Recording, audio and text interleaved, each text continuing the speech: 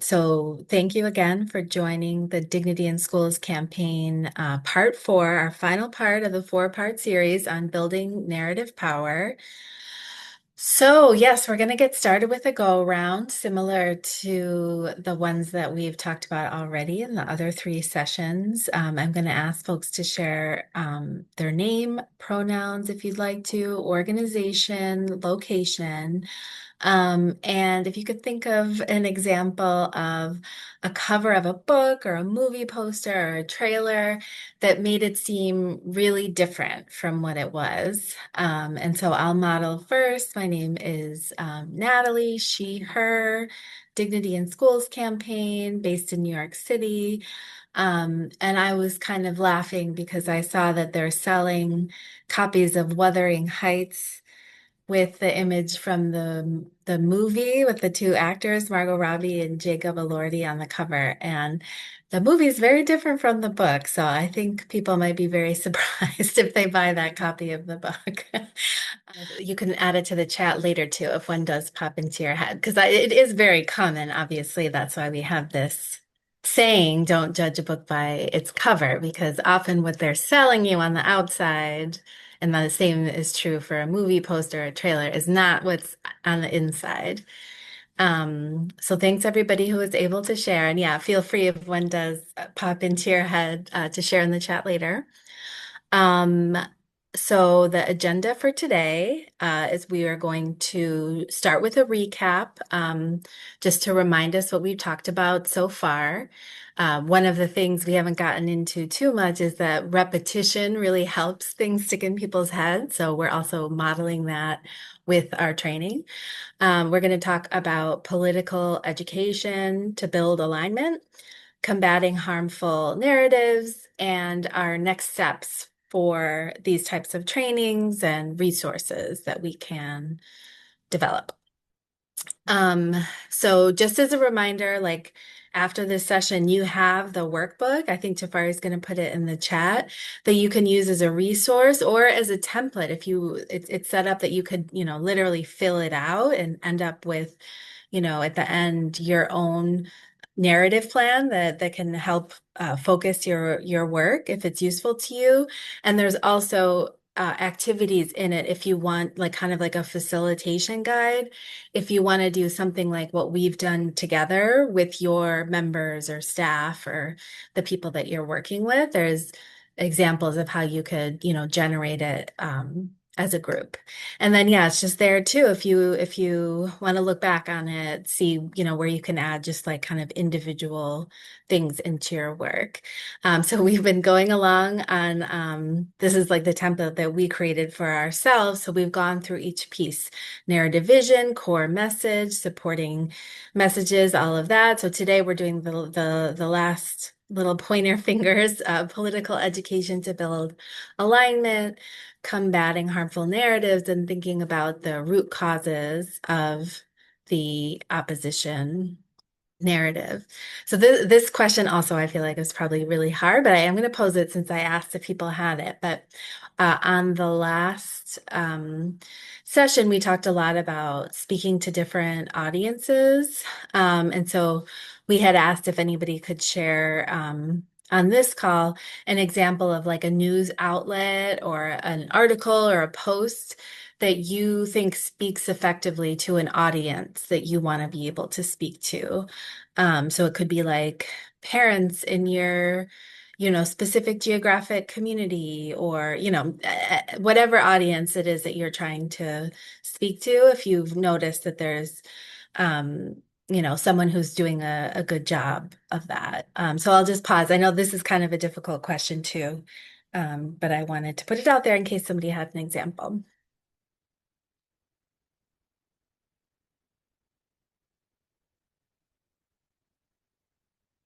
I have one out on Motto as well. So let me make sure I have the name. There is a local media outlet called Injustice Watch. It's here in Chicago. If folks are familiar with them at all. Sidebar fun fact, one of the people that work with them, um, grew up in the house that I now live in. So it's funny that we found each other that way. Um, and then he's like a radical organizer, and like so am I, whatever. But in Justice Watch, we recently just had primary elections here in Chicago, with 2 days ago. And each year they do this thing where they release well, each election cycle, they release like a know your judges and like a know your rights and like a voter guide. And moving in and around the city, I see like, they print physical copies of the newspaper. And like I see a lot of people in different neighborhoods picking it up, reading it, engaging it. And like those are, exactly the kind of folks that I know, care about education broadly, care about policy broadly, and like they built a really like people look forward to their guides, and so I think Injustice Watch, and I put the link to them in the chat, does that like really, really, really well. Thanks, Tafari. Anybody else?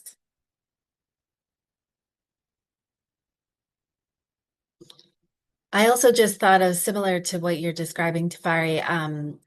There's a blog in Los Angeles. I don't know if people have heard about this. It was like I think it's called LA Taco. I could try to Google it and put it in the chat. That literally did do like restaurant reviews of taco places in LA. Um, and when all of the, ICE raids and other federal agents descended on LA last year, they've switched basically almost entirely over to covering that, like covering people who've been picked up and stuff like that. After I had built this audience, this like, authentic audience who came to them as a trusted source for restaurant reviews. I thought that was an interesting example too, that I thought of when you were speaking to Fari. Um, so just doing some recaps. Narratives are a collection of related stories representing a core idea or belief. When a narrative is accepted as the truth, it can dramatically influence or change people's thinking and actions. The narrative vision that we drafted version, we have the DSC one, and we did some drafting together for yours potentially. Your narrative vision are the stories and beliefs about the topic that you want to intentionally change so that you can win the laws, policies, programs, whatever that you want to see. This is new. I have seen uh, this little infographic on social media a few times. And I thought it was actually an interesting way to describe a narrative. So I added this to the recap. And I think this is meant to be a joke about conspiracy theories. The part that says a narrative used to say wisdom, but as I was thinking about it, I was like, oh, actually, that's a good way of describing what a narrative is. So thinking about what information is in our world, that might be like numbers of students being suspended or individual stories. It's information, but it's not kind of connected. So knowledge is when you start to make those connections. You're like, okay, there's huge racial disparities in these numbers. All these stories are starting to look really similar. Look, there are things that can be done to stop this. And then the narrative is that kind of yellow connecting lines through it, being like, we can explain this. Black students are being funneled into the school to prison pipeline through harsh discipline, but there are solutions. It's kind of like it's making sense of the noise, and trying to fit things together in a short way that people can understand, and remember, hopefully easier, and provides a clarity that people are looking for. I kept the conspiracy theory one in there because it is kind of funny. It's true. Sometimes people can take information or knowledge and spin it into whatever they want.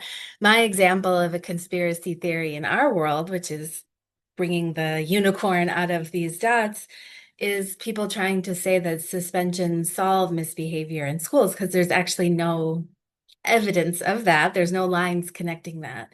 It's not quite a conspiracy theory, but it's certainly incorrect analysis of like the information.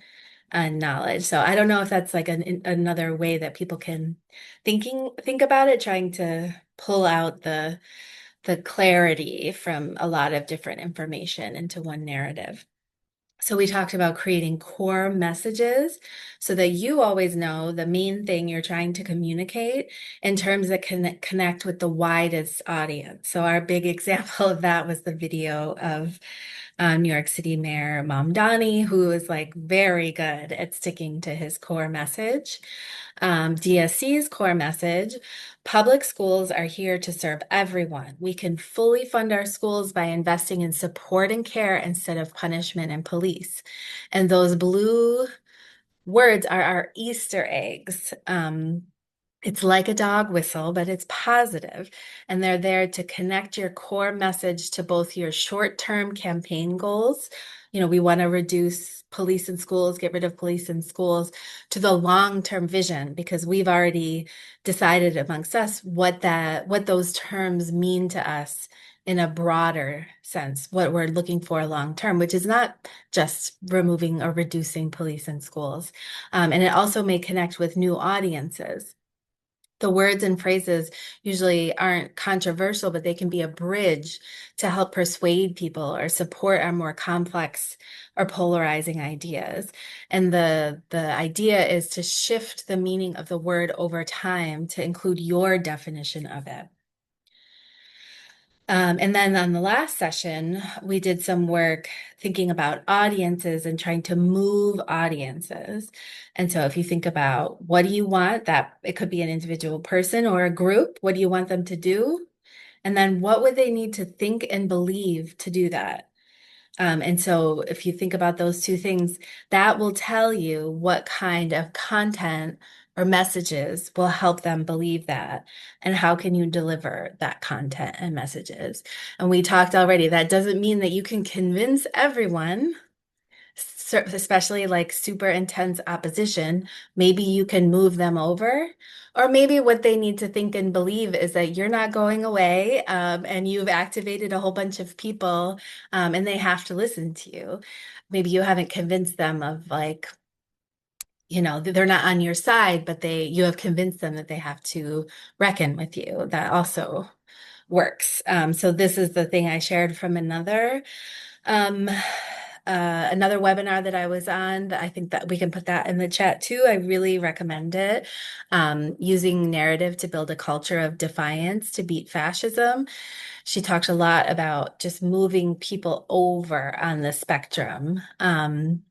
You're not going to win out over everyone, but moving passive opponents to neutral or neutral to passive allies can be a big win. And then I also wanted to share this too. When I went back and did on Google Trends, we talked about this to track kind of impacts over time. When I did school to prison pipeline without hyphens, then you could really see the impact that the summer of 2020 and the uprisings following the murder of George Floyd impacted interest and knowledge, people understanding, Googling what is the school to prison pipeline. So I thought that was really interesting to see. But I think I mentioned that I saw it when I was looking at it. This is how you get that information if you do school to prison pipeline without the hyphens. But it just shows you can, there are moments, and we can capitalize on them and bring people in because their interest is piqued. So before we move on to the next section, I just wanted to pause and see if there were any questions on the stuff that we've like covered before, anything you've been thinking about since a previous training.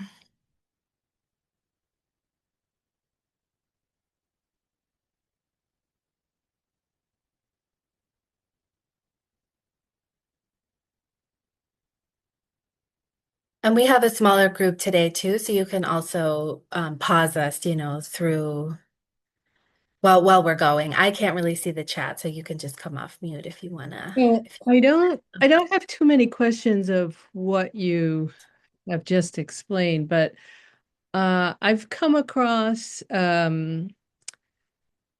narrative that I think, we are we're sort of in the midst of, right? This is the Educational Choice for Children's Act. Mm-hmm. And the narrative is that this is choice. This is going to give parents choice to send their children to whatever, private school and so on, right? But when you dig deeper, it's really, it's just housed under that title. It's really a tax break for very wealthy individuals.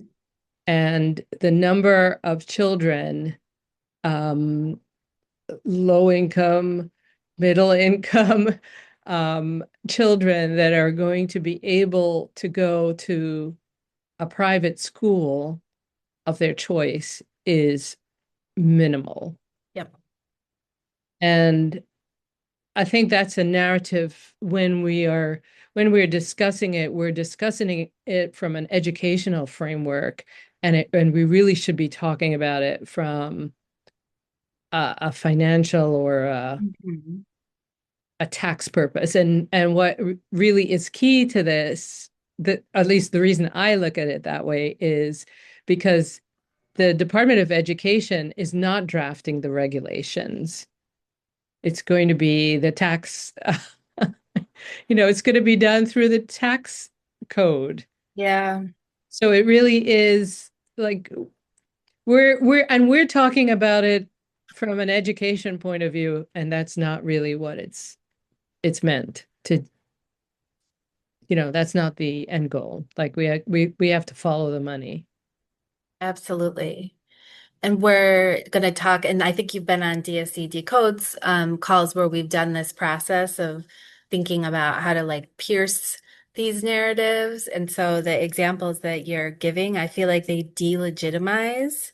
That's one of the things that we're trying to do. That's a really good example is like if this was about education, wouldn't the education experts be the ones to decide how it works out? It's the it's going to be the tax code. So what does that tell you? It delegitimizes, um, the argument, the people who are calling for it, the ground, that the logic stands. That's a really good example. I'm going to pass it to Tafari, who is going to talk to us about political education. All right. Can everyone hear me okay still? Yes. Great, great, great.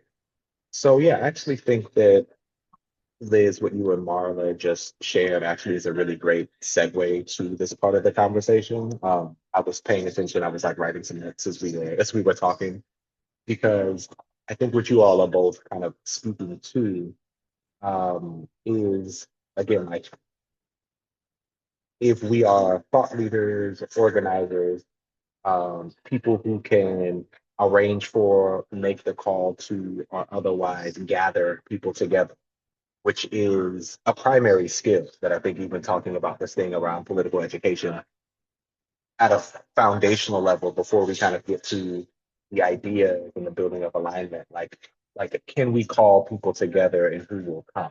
I think is a really good personal and organizational query to engage because from a inside organization communicating out framework that can be part of your audience. There are people who will pay attention to you when you say something, advocate for something, ask for something. Those folks may be open to a further journey. So even Liz, when we were talking about um, the Educational Choice of Children's Act, this piece when you talked about digging deeper, I thought that was like a really great phrase. So one of the things I wrote down is that in a lot of ways, political education can be about making the digging attractive. And what I mean by that is that, you have a lot of, and we have a lot of contextual information, background information that are rooted in our own political educations or our socializations of how we've arrived at a particular analysis or thought pattern, to go back to the graphic that Natalie shared earlier. And what we're trying to do in terms of building alignment is expanding, I think, that approach to organizing, to thinking, especially with the kind of like onslaught of what I wrote down, he's like combating kind of like an anti-intellectual social order. Really, political education, as it says here, again, is the process of developing a shared analysis, language, and vision around how power is operating, where we are located in the struggle, and how to get free. And so the goal of political education should be to allow your work and those that you work with to go deeper or further, not to make everyone think the same things. Again, of course, we're coming to these issues in different ways, places, abilities, different levels of risk and exposure, but we can build a common foundation and a common thinking that's translatable and transferable amongst organizers working to, make a move on towards or against something, but also being able to like extrapolate that out and speak to the what's underneath the hood of some of these terrible policies, terrible practices, again, in ways that are meaningful, accessible, and actionable. And so I think that how we set up these conversations can help avoid creating conflict. And I would say that doesn't serve the group's interests because the point is not and we can go to the next slide, the point is not a conflict avoidant dynamic. Like there should be, I think, rich and vigorous fact base mixed in with personal experience, kind of like argument um, around how do we deal with XYZ policy thing that we're going with. And so I think that it's really important to be very specific when we're talking about what political education or narrative power is, because, a narrative can be like, it's all that. And that's not inaccurate, but it's not operational on its own. And so when we're talking about building unity without uniformity, it is, which is one of my favorite phrases. I got it from an old organizer. Yeah, when I saw it, I was like, yay. I got it from a person that really taught me how to organize when I lived in Maryland. And it is this idea that, we are unique. We can celebrate our uniqueness. We can celebrate our differences. Difference in a lot of ways is not the issue in and of itself. It's what we make or have been led to make of difference, and then who has the infrastructural, cultural, political, economic power to enact their relationship to difference among others. And so, again, of course, people come from a wide range of backgrounds that are constantly shifting, evolving, emerging. And so, as you see on the left hand side here, religious traditions are not absent of a political trajectory and direction. Political orientation in terms of party or ideological affiliation also can shape and determine the ways that people might approach a subject matter. Political party membership, personal experiences of family history, ethnic and cultural differences. And these are all like places where common ground can be achieved through, again, like productive struggle along the terrain of ideas. And so, as it says here, there are many core identities that people hold that will make them unlikely to shift on certain beliefs. It's common in organizing that working on specific campaign issues can bring people together who have very different analyses of the root causes of those issues and opposing opinions of the related topics. And like it says here, within reason, we can work together.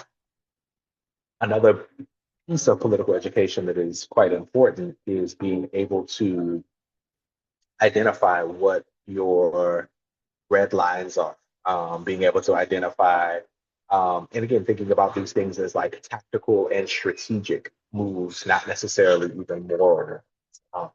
Because there are people that I vehemently disagree with on certain policy approaches, but I also know that like they aren't actively trying to harm the communities that I'm working with. We just see this issue very differently. And it may be irreconcilable in this particular issue, but that doesn't mean that we discard each other and move forward. At the same time, like there are people who like celebrate fascism and and can perform in our body politic of it that looks like sane, rational, cogent, coherent. but being able to understand the various ideas and ideological tendencies therein um, is really important. I did not realize now that I spoke over your unity without uniformity. I'm looking at the sheet too. I was like, oh no. Um, and so is there anything that you want to say here in addition to as well? No, cool, we're good. Okay. No, that's perfect. And so um, I think that, a good example of this is this idea of, again, police-free schools, which is, represents in a lot of ways like the core of our work, the kind of like some of the apex of, or like what's the word I'm looking for? A fulcrum by which kind of like a lot of our other work kind of revolves around. Because if we have police-free schools, it means X, Y, Z. In terms of our kind of like theory of change in narrative work. Um, and you all deal with this a lot. We all deal with this a lot. There are people in organizations, in our communities that we're in touch with that aren't quite sure about calling for police-free schools. They may say, hey, that's a little ambitious. What do we do with the kids at XYZ? What do we do with, A, B, and C? Um, and you could use political education to explore where their position is coming from and provide resources that may help shift their understanding. I'm going to read through this. I'll say one thing around this as well, because I think this is an important tactical point. Um, you or we could host political education events. And again, like I think the emphasis on like lowercase letters here is cool. Like a political education event could be like over dinner at home.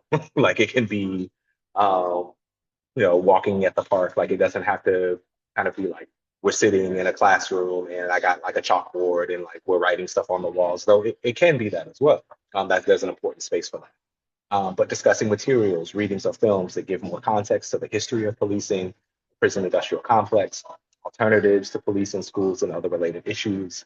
As members and our staff discuss the new information and how it relates to your work, there may be some openings that emerge to suggest the change in your organization's campaign demands or long-term goals. And again, like I said here, ideally, these conversations should not resemble debates or ganging up on anyone to change their opinion, because that will lead to less alignment as a group. Again, that's the uniformity. That's a uniformity that is rooted in a really, I would say, like a false unity. Uh, and any shifts that take place will be due to deep conversation and developing a shared understanding that can be built upon in future political education. And I think the key point in that is that, again, like I think the important point is when we're working with people that we want to work with, that we hope to work with, that we aspire to work with, the kind of tool set that you bring to the fore to navigate conflict and difference, I think is different than when you know that the horizon of struggle here is not to like win people over. It may be to just like get these points into the discourse. And so, again, having enough contextual information of the people, the places, the arguments, give you the comfort to kind of know what is possible in a particular moment and or arena. And of course, we can take risks and find out that we can go further than we thought. We could take risks and find out that we couldn't go that far. But I think the key thing here is, if we're talking about building a common language, building a common understanding, it starts with people personalizing their learning, personalizing and creating a space where people feel comfortable knowing that the conversation is about the ideas and not each other. Which again does not mean that it's like a passe, like if someone says something that people disagree with. And we've been in these rooms before where we may disagree with someone and like our reaction will be like we may say something, our eyes may say a lot, and we don't like confront the person because we don't want to out them. We don't know how they're going to handle conflict. We don't know how, and that's understandable. But it's one of the things that, and even correct in some spaces. But it is also one of the barriers, I think, to building like a robust organizational um, framework that allows for like the development of ideas and the moving of positions. And Political education, I think, as we kind of transition to the next slide, political education is like a doorway that opens the possibility for folks to be able to work out their gaps, their fears, their misunderstandings, One of the things that my mom has said a lot is that, like there's nothing wrong with being ignorant. Um, because all ignorance means is that, you don't have an awareness of a subject. Now, it has a really negative connotation in society and like understandably so. But creating a space where like, I didn't know this, I don't know that, I don't know anything about that is like a welcome position, so long as it's honest and earnest. That's how we kind of grow people along.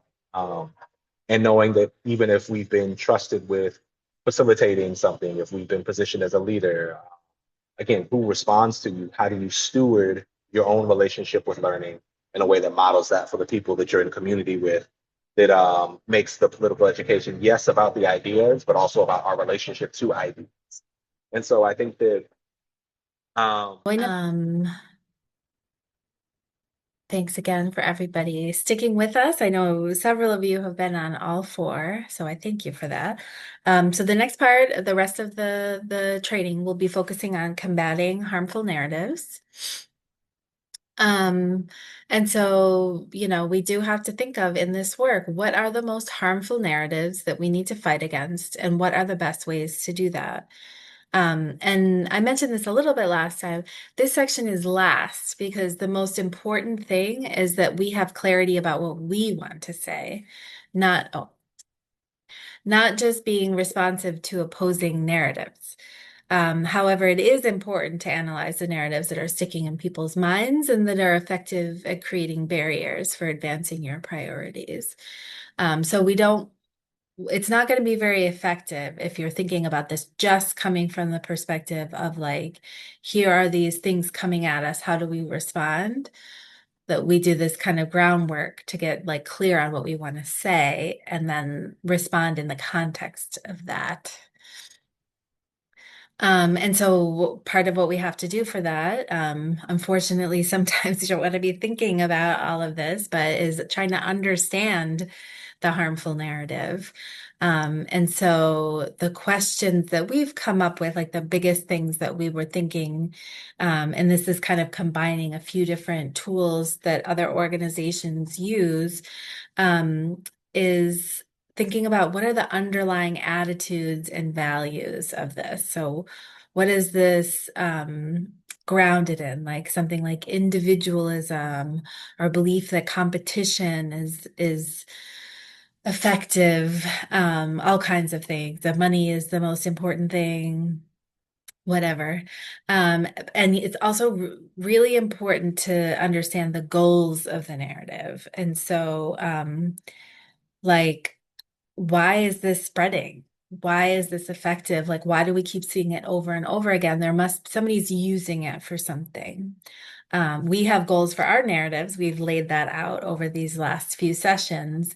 We want, certain things to happen, people to do certain things. We're analyzing what do they need to believe to make that happen. On the other side, they are absolutely doing the same thing. And so many times when we're talking about, education, justice, racism, control, political gain, money are often what the goals are, and specific things under that as well. And for DSC, we always want to understand then what the root causes are. So kind of one level, below that, why is this happening in a broader sense? Like how did we get here? So like I said, racism, the history, all kinds of different capitalism root, those are the things that are the root causes where, these other things are kind of like symptoms a little bit that grow out of that. It's always been important for DSC to connect, the more like surface level things, what we're seeing to those roots, those seeds. And then of course, then we can kind of get to how to combat. And the kind of framework that we're talking about, that we have been talking about, is thinking about these, especially these four different things that we need to do to combat a narrative. So we need to disrupt it. We need to stop the spread. stop it in its tracks, however that makes sense for the particular thing. Liz shared an example before about school choice, and the narrative around that. And I shared that seemed like an example of trying to strategically delegitimize, introducing skepticism about why people are pushing this forward. So in that example, like the surface narrative was like, oh, this is about better education, this is about choice, all of that. The example that she gave about, well, then why is it the tax code kind of that makes the determination about how this rolls out? It's because it's not actually about the best interests of our kids at the end of the day. It delegitimizes, the people who are calling for it, and like why they would, and showing that they would benefit. And then defect is arguments that'll pull moderate and skeptical audiences away from the opposition. So giving that information, I would say the example that Liz gave too, is it could also be used to help people defect. Like, did you know that the regulations are not actually being determined by the Department of Education? Another kind of fact I've heard is that in that example, that the majority of people who receive like voucher funds in different parts of the country are people who are already sending their kids to private school. That's a piece of information that might really help pull moderate and skeptical audiences away from that narrative. You don't have to get into like a larger political thing about privatization and stuff, although you can. There are certain things that would make people defect, like, oh, actually that doesn't sound right to me. And then disseminate. What are the ways to spread our messages that counter this narrative? And that's a lot of what we've been talking about already. So we are going to do like a group exercise. I have a whiteboard in a minute, but first we're going to watch a video. So the topic of the video is what we're going to fill out the chart about. So you're going to be thinking again about what are so I guess I'll just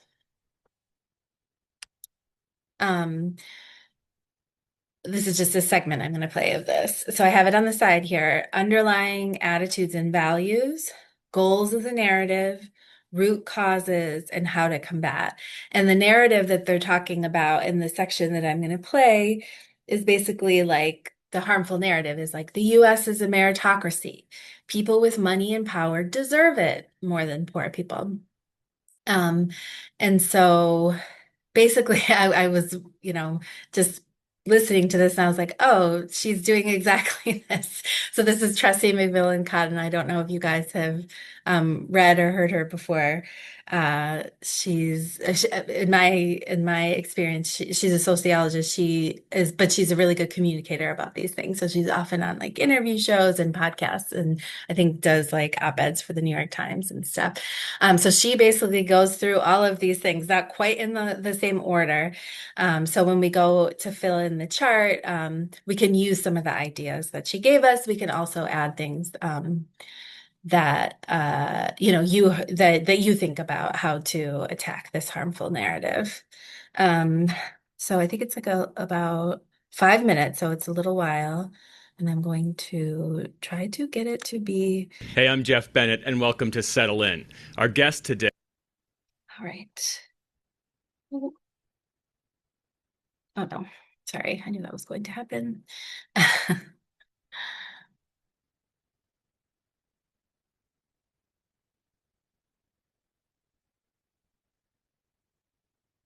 Hey, I'm Jeff Bennett, and welcome to Settle In. Our guest today is. Okay.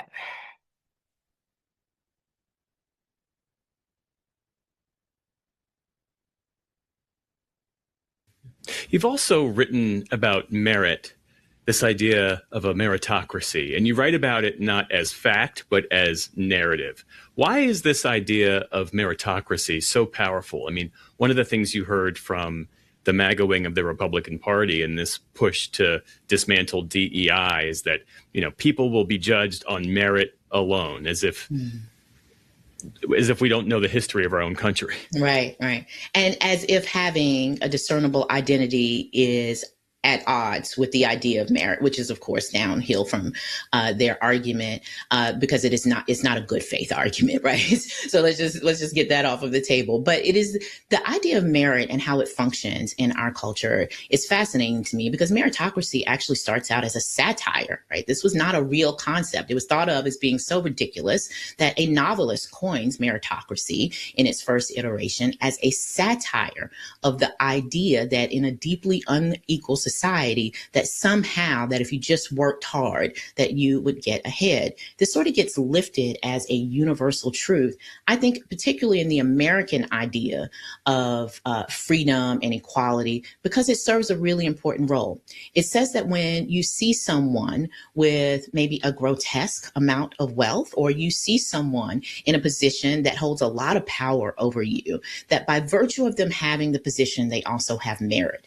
Therefore, they deserve it, right? Meritocracy then becomes a sort of religious belief system, and it becomes a secular religion in our culture, that those with power and money have it because they deserve it. And because of it, they deserve greater access to the rewards of the commons, right? That idea does a lot of work to get people to discipline themselves, right? To sacrifice, to go to college, to delay getting married, or even having a good time in your 20s, right? All of those things have to have something to encourage you to take on those behaviors. But it also justifies a brutally unequal system. And when you take it to its logical ends, as I think Trump's ideology of meritocracy does, you see what was beneath meritocracy. You see why it starts out as satire. That is because power always matters, and ultimately will matter more than merit. But if you can convince people that the people in charge are there because they are somehow uniquely better and deserving, they will be far easier to control, even to their own personal detriment.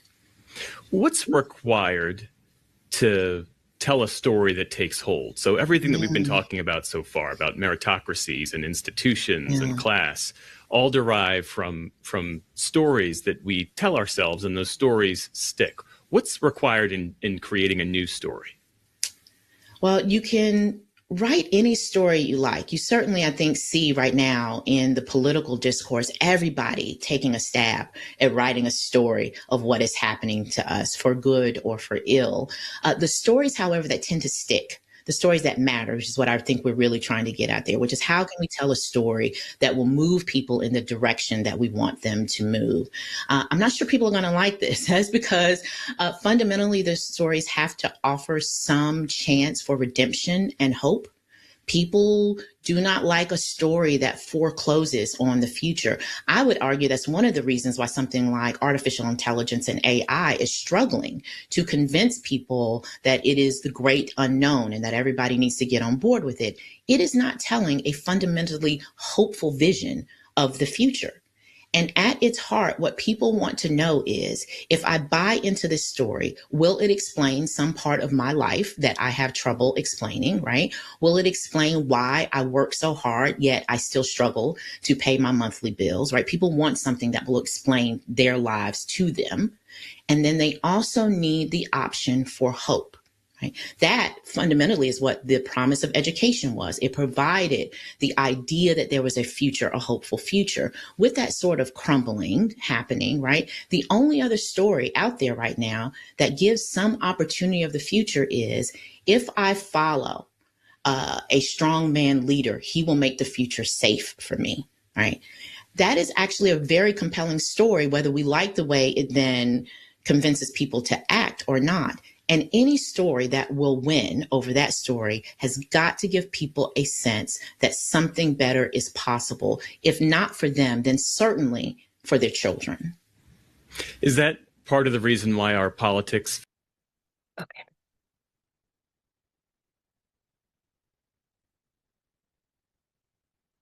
All right, so I'm going to pull up, Tafari, can you put in the chat the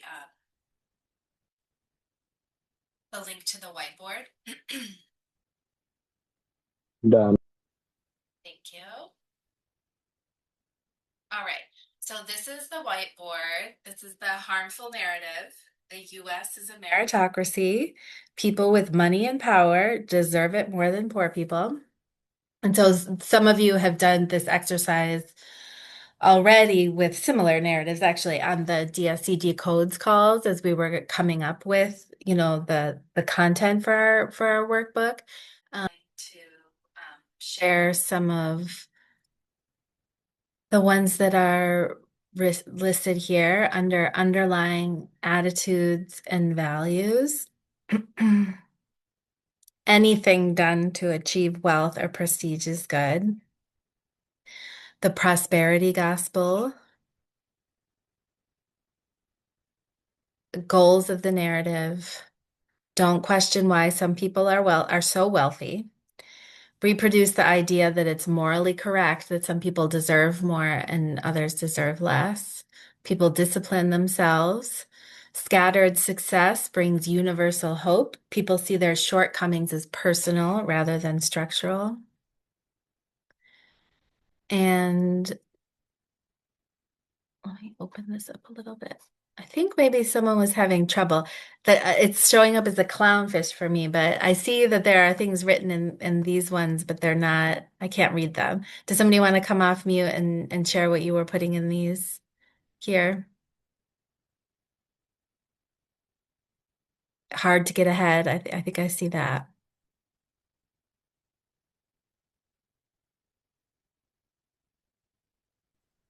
I think it was probably me.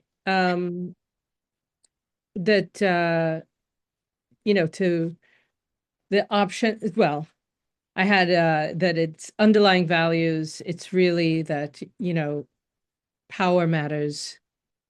Like power is the end goal. Merit is just the sort of the catchphrase. And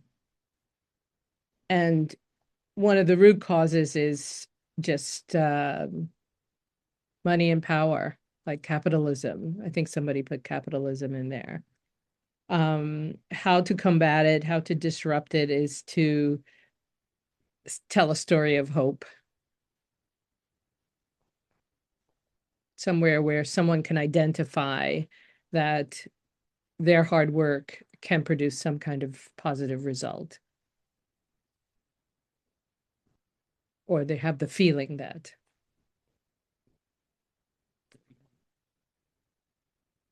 Lucky for us, our work really has the capacity to highlight hope, both because we focus on education and because things like restorative justice are it is about hope. It is about change and transformation and things like that. So, in the issue area that we focus on, we have the ability to create stories that can pull people in. Obviously, we have over the years. I just want to put in here because they've been out the last few days.